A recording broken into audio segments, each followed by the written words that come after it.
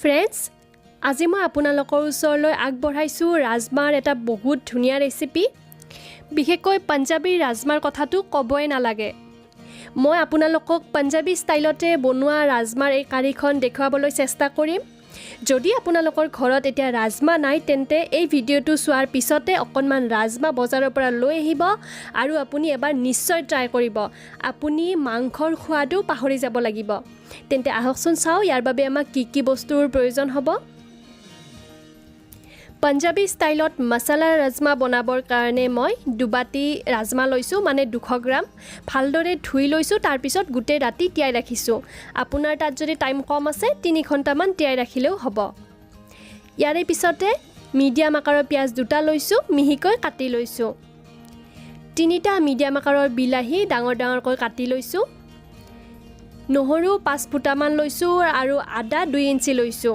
এই ৰেচিপিটোত আদা বেছিকৈ ল'ব। ইয়াৰে পিছতে তেজপাত 2 খিলা লৈছোঁ, অকণমান ডালচিনি আৰু ইলাচি 2টা লৈছোঁ। হালধিৰ গুড়ি লৈছোঁ 1.5 চামুচ সৰু চামুচেৰে, জালুকৰ গুড়ি 1/2 চামুচ ল'ব আৰু কাশ্মীৰী ৰেড চিলি পাউডাৰ 1/2 চামুচ ল'ব। কাশ্মীৰী ৰেড চিলি পাউডাৰটো অপশ্যনেল হয়। ইয়াৰে পিছতে ধনিয়াৰ গুড়ি লৈছোঁ 1/2 চামুচ। গোটা জিৰাটো ল'ব সৰু চামুচেৰে 1/2 চামুচ। নিমখটো আপুনি ইয়াতে সোৱাদ অনুসৰি ল'ব, মই সৰু চামুচেৰে 1.5 চামুচ লৈছোঁ। আৰু ইয়াতে ঘি ইউজ কৰিব, মই সৰু চামুচেৰে 4 চামুচ লৈছোঁ। বাটাৰ লৈছোঁ 2 চামুচ, এইটো অপশ্যনেল হয়। আৰু ধনিয়া এমুঠি ল'ব। প্ৰথমতে মই কুকাৰ এটাত গোটেই ৰাজমাখিনি দি দিছোঁ আৰু ইয়াৰে পিছতে ৰাজমাৰ 2 গুণ পানী দিব।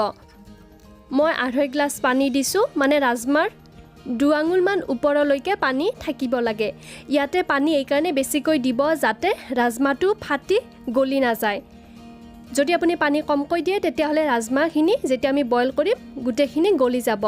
নিমখখিনি দি দিছোঁ, অকণমান ৰাখি থৈছোঁ। তেজপাত আৰু ইলাচিখিনি দি ঢাকনিখন বন্ধ কৰি দিছোঁ। আৰু যেতিয়া হাই ফ্লেমত এটা চিটি আহিব ল'ব, তাৰপিছত আপুনি একেবাৰে ল' ফ্লেমত 15 মিনিটৰ কাৰণে ৰাখি দিব। এয়া দেখিছে এটা চিটি আহিব আৰম্ভ কৰিছে হাই ফ্লেমত। এতিয়া মই একেবাৰে ল' ফ্লেমত 15 মিনিটৰ কাৰণে ৰাখি দিম আৰু তাৰপিছত গেছটো অফ কৰি দিব। এতিয়া মই বিলাহী, কেঁচা জলকীয়া আৰু আদা নহৰুখিনি ভালদৰে পেষ্ট বনাই ল'ম। প্ৰথমতে মই কেৰাহী এটা গেছৰ ওপৰত দি দিছোঁ আনফালে, আৰু ইয়াতে গোটেই ঘিখিনি দি দিছোঁ।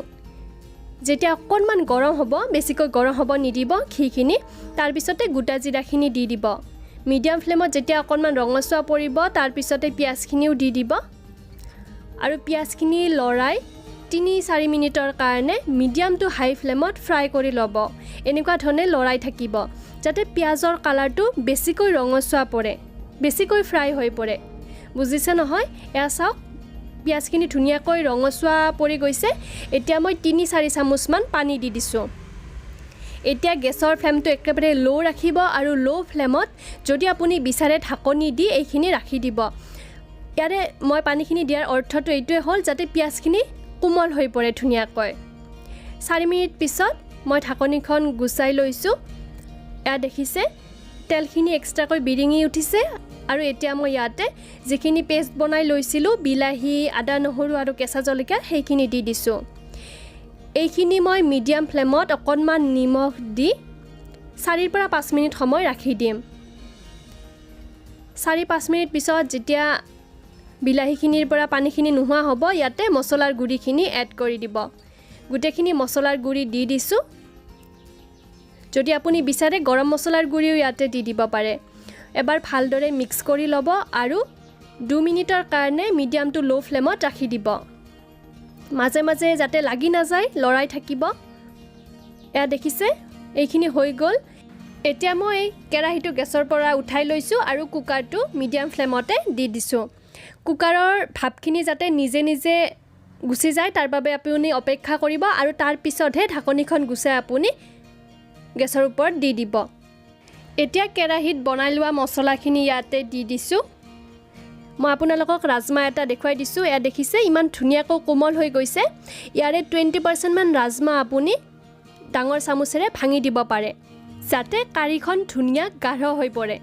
এতিয়া মই ঢাকনিখন দি দিছোঁ আৰু এটা চিটি আহিবৰ কাৰণে ৰাখি দিম হাই ফ্লেমত যেতিয়া এটা চিটি আহি যাব তেতিয়া গেছটো অফ কৰি দিব আৰু নিজে নিজে প্ৰেছাৰটো ৰিলিজ হ'ব দিব এতিয়া মই ঢাকনিখন খুলি লৈছোঁ এয়া দেখিছে ইমান ধুনীয়া কালাৰ আহি গৈছে ৰাজমা কাৰীখনৰ এতিয়া মই ইয়াতে বাটাৰখিনি দি দিছোঁ যদি আপোনালোকক মাংসৰ দৰে সোৱাদৰ ৰাজমা ৰেচিপিটো লাগে তেতিয়াহ'লে বাটাৰ দিবই দিব লগতে মই ধনিয়া দি দিছোঁ আপুনি যদি বিচাৰে কচুৰি মিঠিও অকণমান গৰম কৰি দিব পাৰে মিক্স কৰি দিছোঁ গোটেইখিনি আৰু এয়া চাওক ৰাজমা কাৰী তৈয়াৰ হৈ গ'ল এনেকুৱা ধৰণে আপুনি গৰমে গৰমে এই কাৰীখন ৰুটিৰ লগতো পৰিৱেশন কৰিব পাৰে বা ভাতৰ লগতো পৰিৱেশন কৰিব পাৰে বহুতে টেষ্টি হয় এবাৰ আপুনি ট্ৰাই কৰি চাবচোন যদি মোৰ এই ভিডিঅ'টো চাই আপোনালোকে ভাল পালে তেতিয়াহ'লে লাইক কৰিব আৰু প্লিজ শ্বেয়াৰ কৰিব আজিলৈকে আহিছোঁ ধন্যবাদ